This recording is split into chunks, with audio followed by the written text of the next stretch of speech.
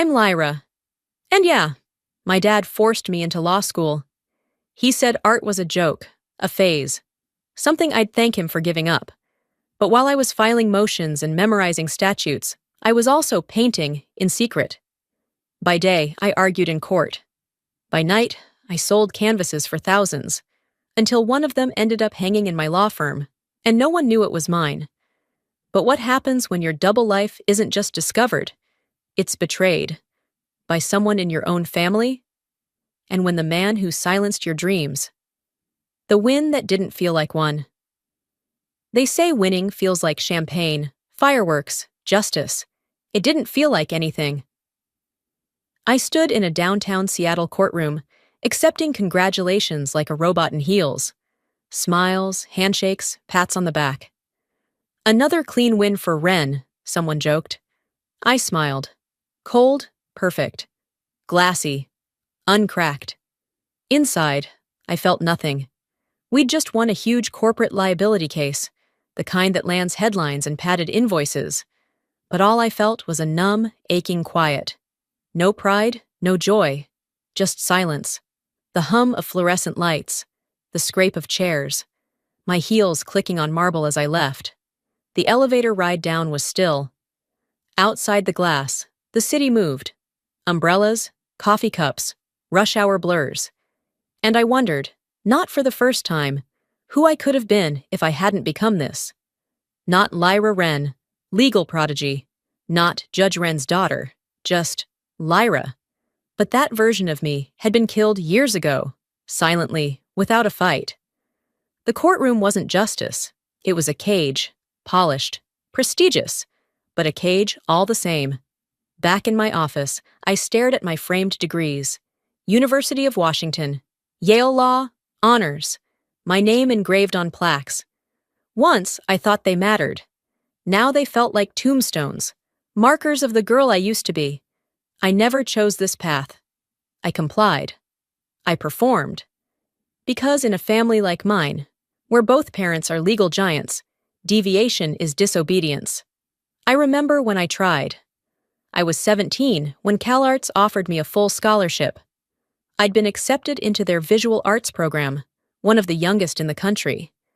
I came home clutching that letter like a lifeline. Dad was reading the Wall Street Journal.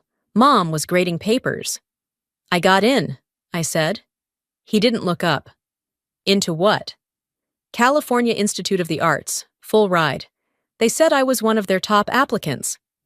He finally took the letter, read it, then tore it in half. Clean, slow. Mom didn't flinch. We don't raise daydreamers, he said. Art isn't a career. It's a phase, or a fast track to failure. Then he walked out. Just like that, my future, ripped apart in his hands. I didn't argue. I folded. Enrolled in pre-law at UW. Burned my sketchbooks. Buried my dreams. But something small survived. A flicker that whispered, "You're more than this." That whisper turned into a scream the day I overheard my supervisor outside my office. She was next in line, he said, but someone in her family stepped in, quietly advised against it, said she was unstable, too distracted. I knew who he meant. My father, still pulling strings, still deciding which doors I was allowed to walk through. The betrayal cracked something in me. I didn't confront him. He'd just spin it as concern. That's how men like him disguise control as love. That night, I drove. Across the bridge. To a warehouse only I knew about. My secret studio. Inside, the smell of paint and turpentine hit me like oxygen. I pulled the cloth off a half-finished piece. It was raw, untamed, real. I dipped my brush in crimson, not paint, but anger, and began again. The day my secret life was hung on a wall. Every brush stroke came from more than just color. It came from everything I'd never said. From every line my father crossed, every silence my mother kept. From every truth I buried beneath court winds, designer heels, and emotionless smiles. I painted until my arms went numb, until my chest stopped hurting, until I could breathe again. By sunrise, the light bled through cracked warehouse windows. My hands were stained red, gold, violet. I didn't clean up. I just stared at the canvas. Messy, raw, honest. For once, it reflected what I actually felt. Then I did what I always do. I washed my hands, pulled my hair into a tight bun, changed into a navy pantsuit, covered the exhaustion under my eyes, became the version of myself the world expects. At Ravenhill Law Group, the morning smelled like espresso and tension. I got in early, less noise, fewer questions. My assistant, Josh, glanced up as I passed. "Morning, did you see the new art in reception?" I paused. "New art?" He nodded. "Yeah, came in late yesterday. Donated by some anonymous client. Abstract, kinda intense." My stomach dropped. "What does it look like?" He shrugged. "Big. Moody. Like someone had a lot going on." I walked off before I could ask more, heels echoing down the hall, heartbeat racing. It couldn't be. No way. But when I turned the corner into the main lobby, I stopped cold. There it was. Veil of the Unspoken. My painting. Hung right beneath the firm's logo, framed between photos of the founding partners and a marble statue of Lady Justice. No one else knew. No one could possibly recognize it. But I did. I knew every line, every buried symbol, every uneven brushstroke. It was mine. Signed, Aurora Knight. I felt like I was staring at a secret weapon, one made from my own heart. And now, it was out in the open. No one batted an eye. The receptionist sipped her latte. 2 interns whispered about a deposition. Business as usual. But it wasn't usual. It was either a coincidence or a warning. I stepped closer. There it was. The flaw I'd always meant to fix. That sharp twist in the center. Silas had picked it up before I could finish. He'd sold it at auction last month. I never asked who bought it. Now I knew. That night, I did something I hadn't done in months. I went to my parents' house. Dinner was perfect. Rosemary chicken, wild rice, silence dressed in civility. The kind of meal where nothing is said and everything is implied. After dessert, my mother noticed something sticking out of my tote bag, a folded flyer from a gallery show. She pulled it out before I could stop her. Her eyes scanned the design, then landed on me. "This looks familiar." I smiled like I'd rehearsed it. "Just a modern art exhibit I walked by. Thought it looked cool." She said nothing, just stared. Long, quiet. That's her way. She doesn't accuse. She lets silence bruise you instead. We didn't talk about it again, but the air between us turned colder than the wine she didn't finish. Later, back home, I lay on my bed and stared at the ceiling. The day had undone me, piece by piece. The painting, the way my mother looked at me. And then, my phone buzzed. It was Silas. "Aurora's next piece is getting attention. A reporter asked if there's a legal world connection. Be careful." My chest tightened, not from fear, but something heavier. Dread. I didn't respond, just stared at the screen. The life I'd built in secret was cracking open, and the people who taught me to hide? They might be the first to expose me. The walls weren't just closing in, they were turning into mirrors, and everywhere I turned, I caught my own reflection staring back like a threat. I knew it the moment I stepped into the Ravenhill Auditorium for our annual internal legal debate. Everyone was watching me just a second too long, their curiosity dressed in polite grins and 2 casual glances. Something in the air felt off, lighter on the surface, tighter underneath. I had been paired against Clara Red, a junior partner with a jawline sharp enough to slice through glass, and a personality even colder. She always smiled with her mouth, never her eyes. And she was always watching. The topic was dry, statutory interpretation in wrongful termination cases, but I saw an opportunity, a way to shift the usual lifeless back and forth. Maybe a sliver of rebellion through creativity. Maybe a test. Could I bring a piece of the real me into this sterile world? When it was my turn, I stood up straight, ignored the knot in my stomach, and began. My voice was steady. I'd like to propose we consider this not just through legal precedents, but through visual perspective. Think of a courtroom as a canvas. A few heads tilted. Clara raised an eyebrow. Where each side presents not only facts, but perception, color, contrast, scale. Law is logic, yes, but it's also how the human eye. "Excuse me?" a voice cut through. It was Harvey Dunn, one of the firm's founders, and, more importantly, my father's longtime friend. He leaned back in his chair, arms folded. His tone wasn't harsh, but it didn't have to be. "This is a courtroom, not a canvas, Ms. Wren." There was a flicker of amusement in the room. A few people smiled. Clara didn't smile. She smirked. I held my ground.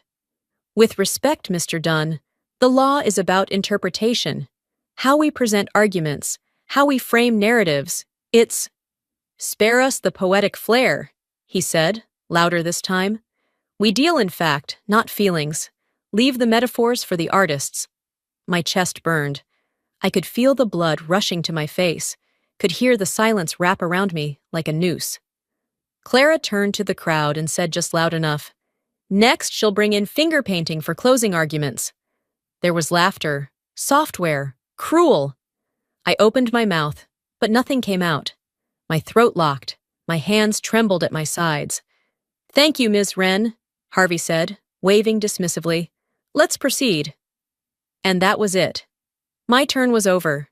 I stood there for a second too long before returning to my seat. My legs felt like they didn't belong to me. Every eye in the room avoided mine after that. I barely heard the rest of the debate. The clapping at the end was faint. I knew Clara had won before the verdict was even delivered. The applause for her was full and crisp. Mine was a courtesy, nothing more than a slow, quiet burial. On my way out, I passed Harvey in the hall. He gave me a pat on the shoulder. "Stick to what you're good at, Lyra," he said. "Leave the art for your weekend hobbies."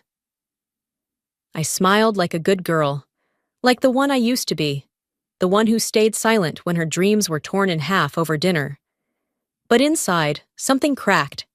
In the restroom, I locked the door and gripped the edges of the sink. "You let them do it again." That same voice from years ago, the one I'd buried under 1,000 court cases and committee meetings. "You let them mock you. You stood there and took it."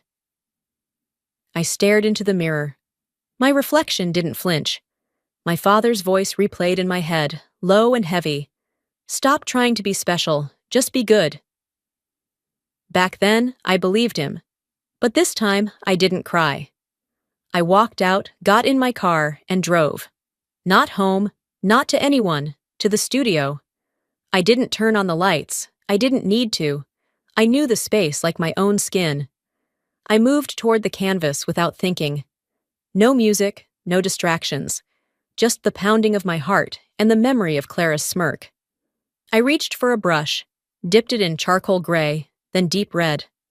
I painted a courtroom, but it wasn't one anyone would recognize.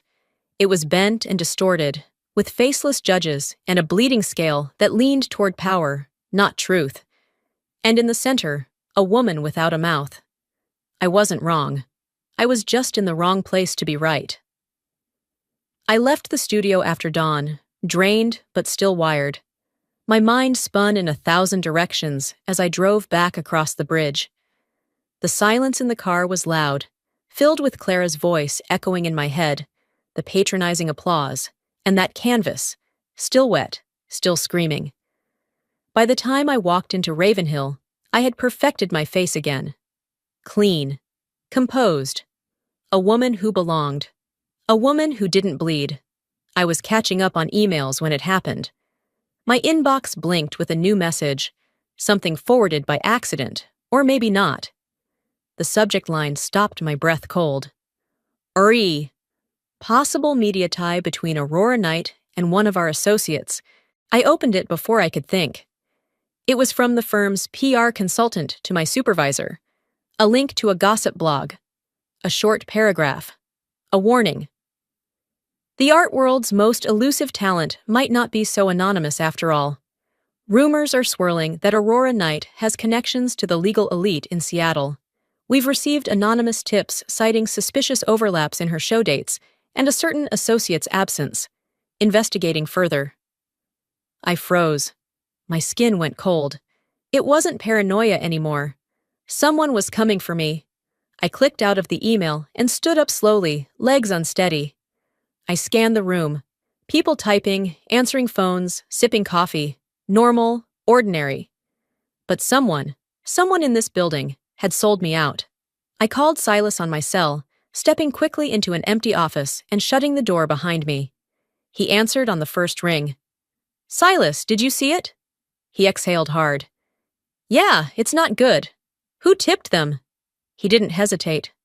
"Anonymous submission, but whoever it is, they did their homework.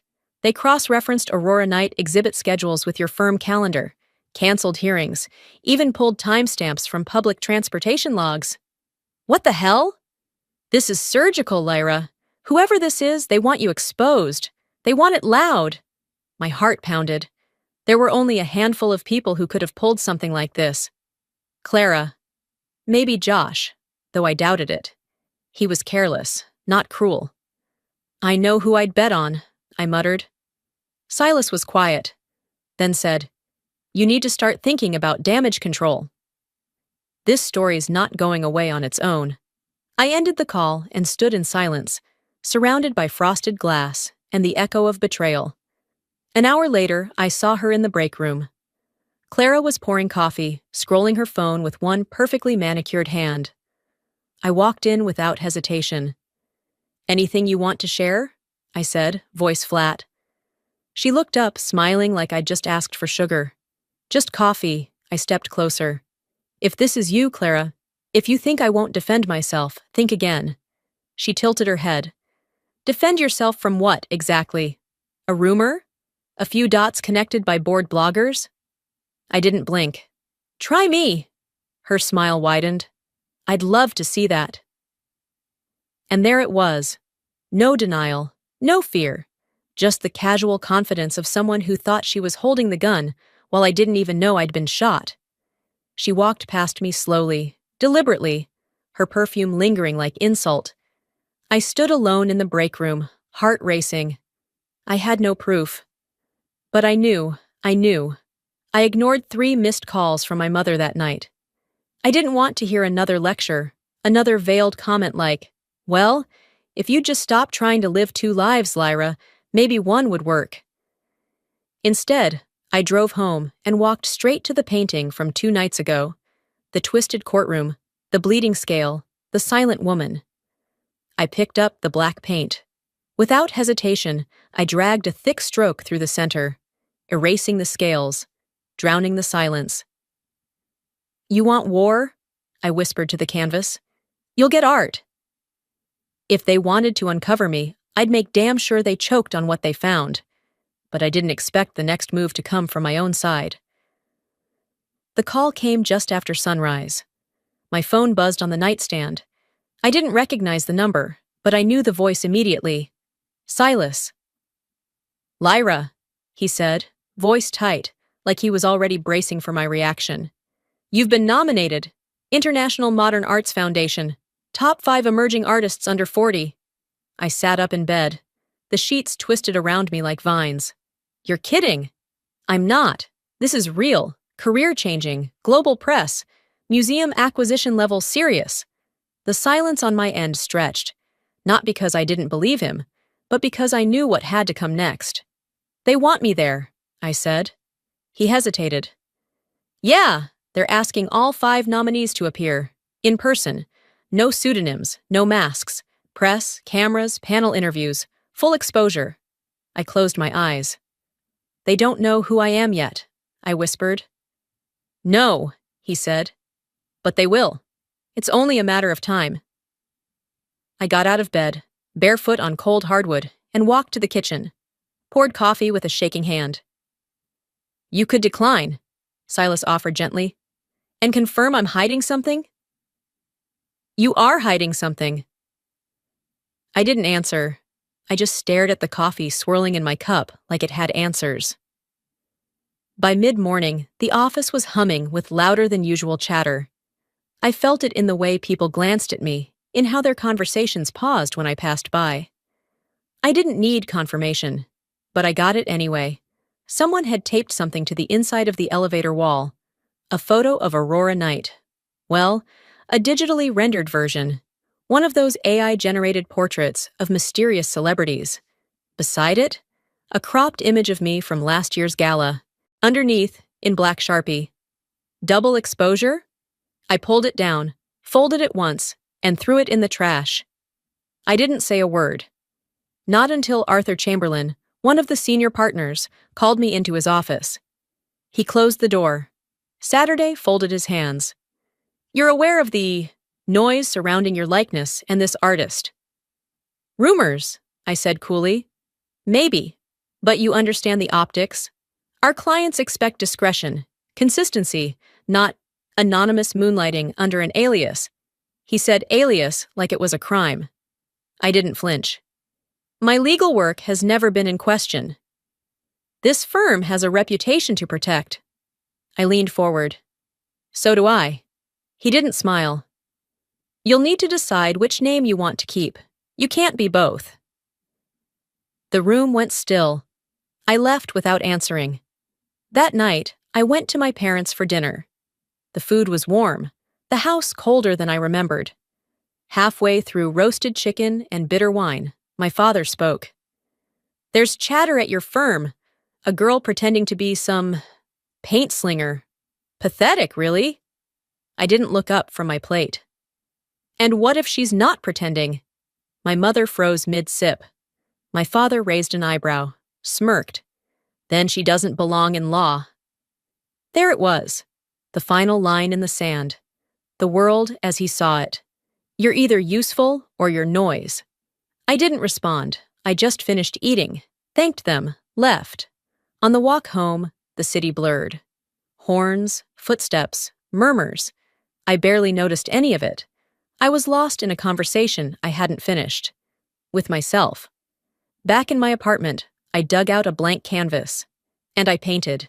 Not for critics, not for galleries, not even for Silas.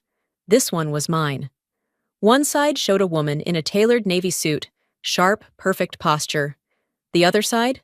The same woman, barefoot, hands streaked with paint, wild eyes, open mouth, split, but standing. I titled it, "Split in Two, Standing Whole."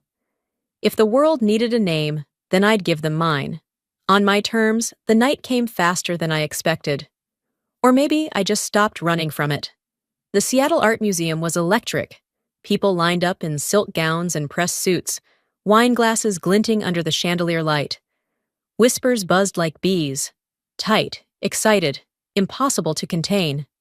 "They say she might show tonight. Do you think she's real? Or just a marketing stunt?" Aurora Night. The mystery. The myth I stood behind the curtain, in a dress I had painted by hand. Brushstroke by brushstroke. Sleepless night after sleepless night. It wasn't just fabric, it was armor. My truth stitched in color. Silas found me seconds before showtime. He looked at me like a man standing in the eye of a hurricane. "Lyra, you don't have to do this." I smiled at him. "I do, and I'm not doing it for them. I'm doing it for me." He exhaled. "They're out there. Press, critics, gallery owners, everyone who said you couldn't exist without a mask." "Let them look," I said. "I'm done hiding." The lights dimmed. A hush spread across the gallery floor like a wave receding before the storm. On stage, the museum director stepped up to the mic. "Ladies and gentlemen, tonight we honor not just art, but the courage to reveal. For the first time ever, the artist known as Aurora Night will appear in person." Gasps, murmurs, heads turning, then silence. I stepped out. The lights hit me all at once. So did the camera flashes. A dozen bulbs burst like fireworks, painting my face in bursts of white. I didn't flinch. "My name," I said into the microphone, voice steady, "is Lyra Wren. I am Aurora Night." For a moment, the silence was perfect. Then, shouting, cameras clicking. A woman dropped her wine glass. Someone yelled, "Wait, you're her?" Another, louder, "You can't be both." I raised my chin. "Says who?" The noise grew louder. Reporters threw questions like darts. "How long have you been hiding this? Is your law firm involved?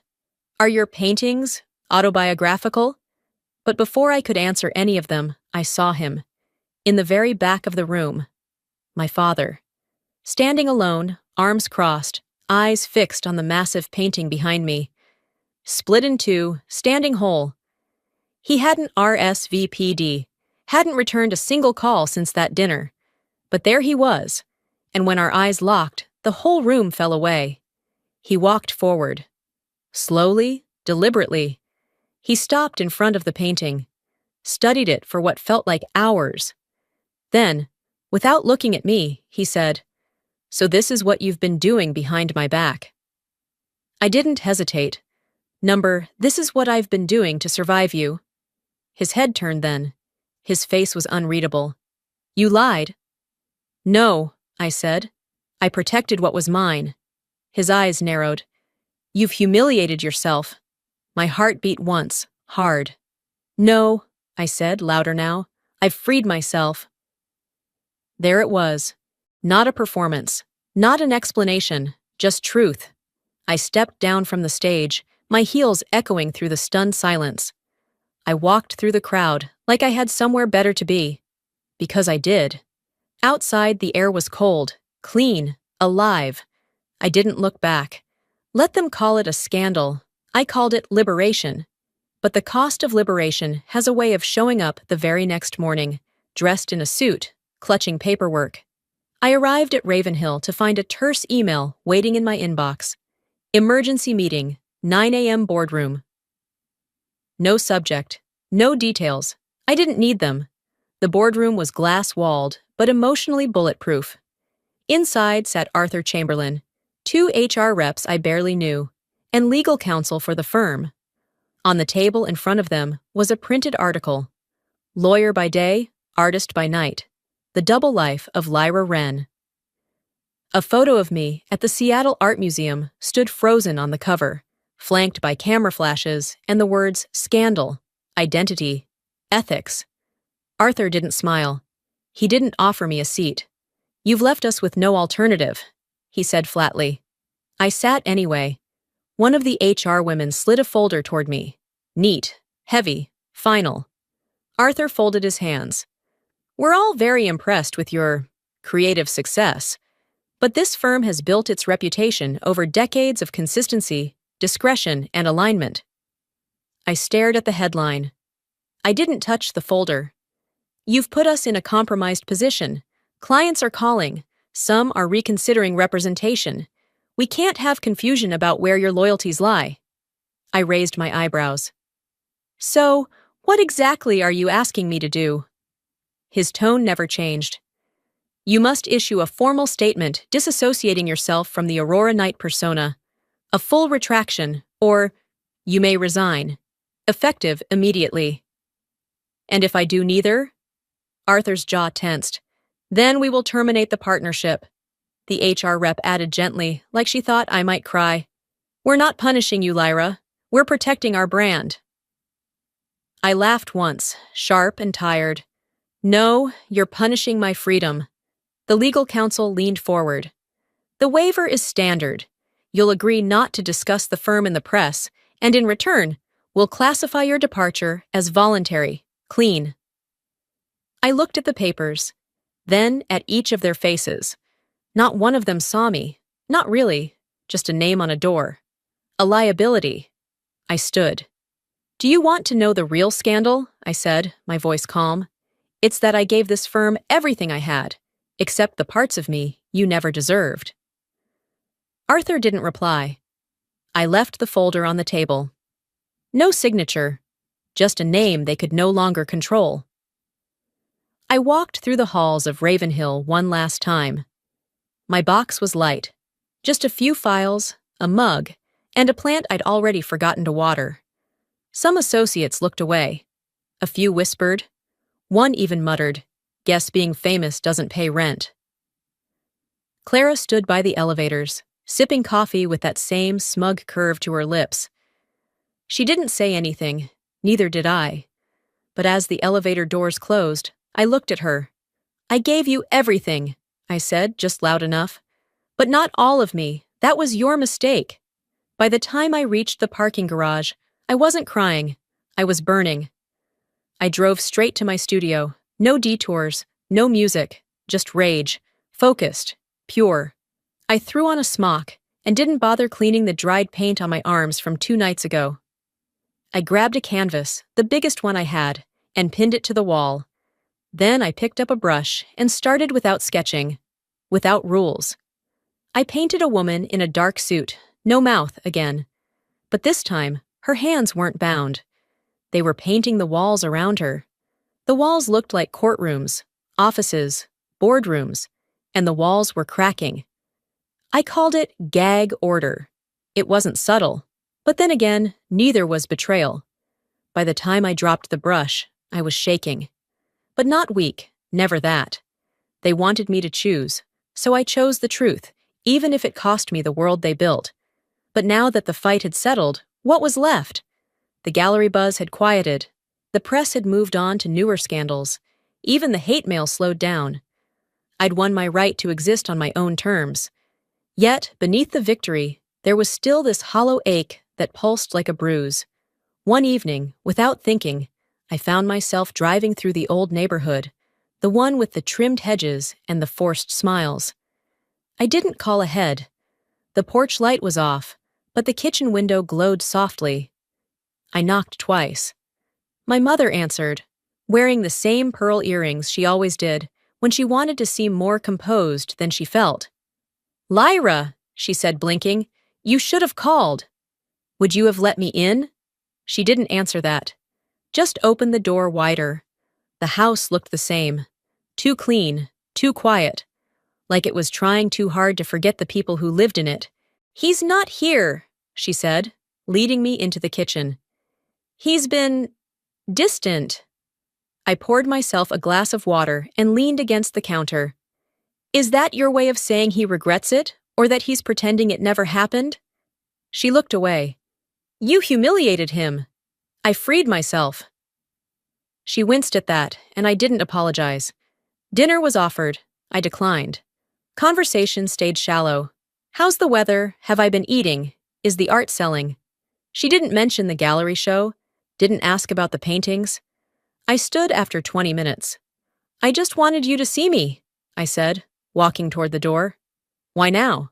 "Because it's quieter now," I said, opening the door. "And sometimes that's the only time we actually hear anything." She didn't say goodbye. Back at the studio, I sat cross-legged in the middle of the floor, surrounded by canvases in various stages of chaos. None of them called to me. I picked up a brush anyway, not because I had something to say, but because silence is a language too. I didn't put on music, didn't pour wine. I just let my hand move, like muscle memory. Color bled into form. Form softened into rhythm. Hours passed. When I stepped back, I didn't even know what I'd painted. I didn't feel better, but I wasn't numb. That was enough. 3 days later, I opened my mailbox and found an envelope. No return address. Handwritten, neat, familiar. I knew the handwriting before I even opened it. Inside was a single sheet of paper, no greeting, no date. "I don't understand the world you chose, but I finally understand why you had to choose it. I was wrong to believe my way was the only way. You didn't betray us. We betrayed you first." There was no signature, just that. I stared at the words for a long time. My throat tightened, but I didn't cry. Not because it didn't hurt, but because it did. Because some part of me had been waiting for this for years and didn't know what to do with it now that it was real. I didn't call him, didn't frame the letter or tear it up. I tucked it between 2 pages of an old sketchbook and left it there. Not forgotten, not forgiven, just left. That night, I returned to my canvas. I painted something quiet. A man standing in shadow, one hand reaching toward a girl wrapped in light. No faces, no names, just the gesture. I called it almost. It wasn't reconciliation, but it was something softer than silence. A year passed like mist. I didn't mark the days with court filings or canvas deadlines anymore. My life no longer lived in halves. I wasn't Lyra at 9 and Aurora at midnight. I was just me, both, neither, more. The invitation went out on a Tuesday. You are cordially invited to Two Names, One Life, a solo exhibition by Lyra Wren, formerly known as Aurora Knight. Beneath that, one simple line. Come see what remains when a life is told whole. The gallery was small, local, no international press, no Fashion Week collectors. Just wood floors, white walls, and the truth. Mine. I stood near the door as people trickled in. Familiar faces, unfamiliar eyes. Some knew me as the fiery debater from law school, others as the ghost painter who refused to be photographed. Some didn't know who I was at all. That was the beauty of it. Silas stood at my side, grinning like a proud brother. You nervous? Not anymore, I said. I already lived the worst of it. This part is easy. When it came time to speak, I didn't use a mic. The space was intimate. My voice didn't need to be loud to carry. I used to think I had to choose, I told the crowd. Be a daughter or an artist, a lawyer or a rebel. Wear the mask or break it. I looked around, at canvases titled Gag Order, Almost, Split in Two, Standing Whole. But healing doesn't come from breaking things, it comes from becoming whole. This is what it looks like when you stop asking for permission to be yourself. They clapped, not loud, but honest. Later that night, I wandered the floor. My old law professor stopped me. His eyes were glassy. I always wondered why your arguments felt lyrical, he said. Now I know. Even Josh, my former assistant, showed up. He hugged me too long and said, Your paintings punch harder than your depositions ever did. But the biggest surprise? Arthur Chamberlain, standing by gag order, hands in his pockets. You cost us a headline scandal, he said without preamble. I raised an eyebrow. And, he added, you taught the firm something. About courage, about the value of not fitting inside the damn mold. I almost smiled. Almost. At the very end of the night, I spotted him. My father. He stood in the back, near the exit. He didn't come forward, didn't speak, but he stayed. He looked at Almost for a long time, his face unreadable, arms at his sides, not folded like they always were in judgment. And when the lights dimmed, he was still there. He nodded once when I passed him. That was all. It was more than enough. In the months that followed, I started teaching a few classes at a community art school, just part-time, just enough to remind me that creation isn't always solitary. I also launched a small foundation, modest, private, quiet, for kids like me, the ones told that their dreams were distractions, that their gifts were impractical. I didn't tell them to rebel, I told them to become whole. The gallery kept one piece at the front entrance, a mirror, framed in walnut, etched with my handwriting. Your story doesn't need permission to be yours. Sometimes I'd catch people reading it with their hands on their chests, like something had landed deep inside. That's what I wanted all along. Not applause, not revenge, just understanding. Back at my studio one evening, I found the painting I had sworn I'd never touch again. My father's verdict. It was still jagged, still raw. A courtroom filled with red. A scale bent toward silence. I didn't repaint it. I just added one thing. My signature. My real name. I was never hiding. I was just waiting for the world to catch up. And if you're still watching, maybe something in my story resonated with yours. I used to believe success meant fitting in, that to be loved, I had to choose one version of myself and silence the rest. But I've learned something far more powerful. Wholeness isn't about choosing between your truths. It's about claiming all of them, even the ones that don't make sense to anyone else. Maybe you're watching this right now, feeling stuck in a life someone else chose for you. Maybe you've buried a dream so deep you don't even say it out loud anymore. I've been there, and I can promise you, there is no peace in pretending, only pressure, only performance. The real power begins the day you stop apologizing for who you are.